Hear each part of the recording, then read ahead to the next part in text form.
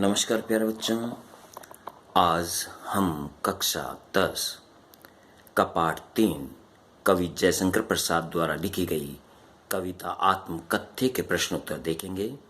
प्रश्न संख्या 1, कवि आत्मकथा लिखने से क्यों बचना चाहता है? उत्तर, प्रथम तो कवि स्वयं को इतना सामान्य मानता है कि उसके जीवन में कुछ भी ऐसा महान नहीं है कि वे अपनी आत्मकथा लिखे।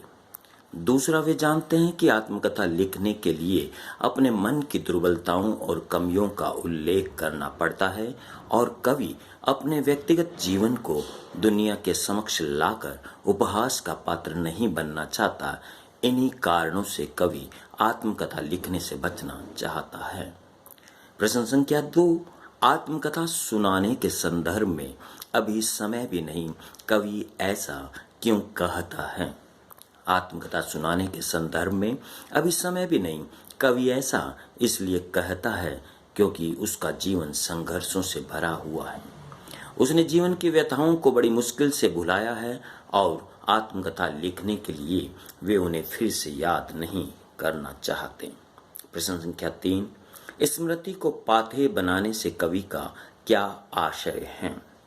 स्मृति को पाथेय बनाने से कवि का यह आशय है, जैसे पथिक के लिए पाथेय सहारा होता है, उसी प्रकार प्रेयसी की स्मृति जीवन रूपी पथ पर थके हुए पथिक के लिए पाथेय अर्थात जीने का सहारा है। प्रश्न संख्या 4, भाव स्पष्ट कीजिए। मिला कहाँ वह सुख जिसका मैं स्वप्न देख कर जाग गया, आलिंगन में आते आते मुस्किया कर जो भाग गया। कवि को वह सुख अभी नहीं मिला जिसकी वह कल्पना कर रहा है, उसे वह मिलते मिलते रह गया। पंक्तियों का भाव यह है कि इस दुनिया में सुख छलावा मात्र है। हम जिसे सुख समझते हैं वह अधिक समय तक नहीं रहता, स्वप्न की तरह जल्दी ही समाप्त हो जाता है।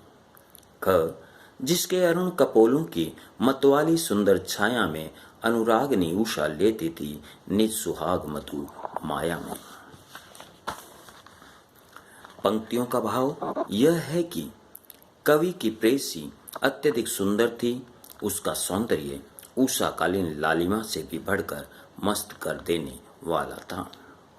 प्रश्न संख्या 5, उज्ज्वल गाथा कैसे गाऊं मधुर चांदनी रातों की कथन के माध्यम से कवि क्या कहना चाहता है?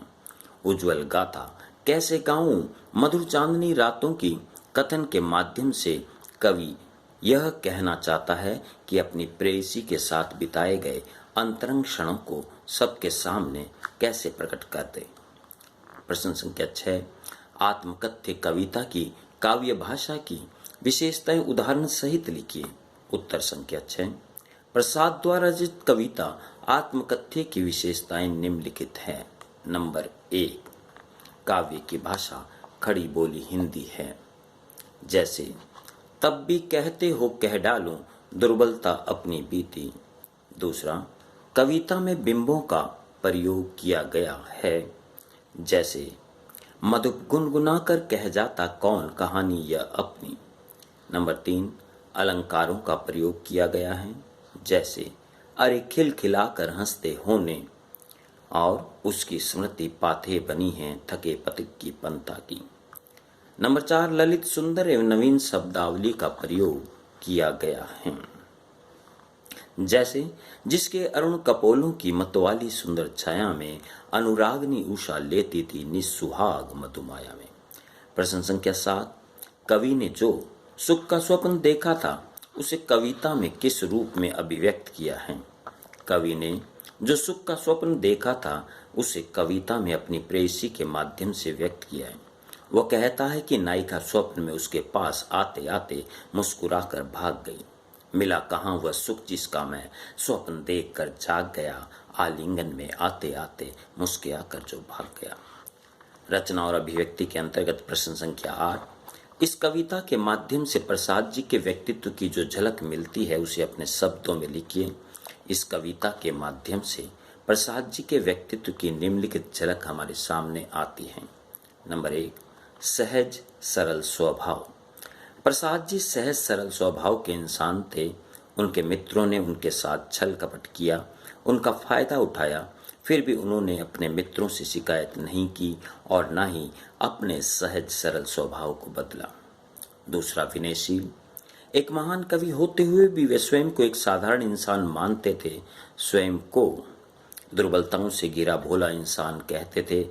इन कथनों में उनकी विनयशीलता दिखाई पड़ती है। नंबर 3, संघर्षशील। संपन्न परिवार में जन्म लेने के बाद भी उन्हें आर्थिक अभाव झेलने पड़े। उनका पारिवारिक व दाम्पत्य जीवन कष्टों से घिरा रहा, परंतु वे जीवन भर संघर्षशील रहे। नंबर 4, गंभीर व मर्यादित व्यक्तित्व। अपने मित्रों के कहने पर भी उन्होंने अपनी आत्मकथा नहीं लिखी, क्योंकि वे अपने निजी जीवन की बातें सबके सामने नहीं लाना चाहते थे। अपने असफल प्रेम को उजागर नहीं करना चाहते थे। इससे पता चलता है कि वे गंभीर व मर्यादित व्यक्तित्व के थे। धन्यवाद। आज इतना ही, फिर मिलेंगे।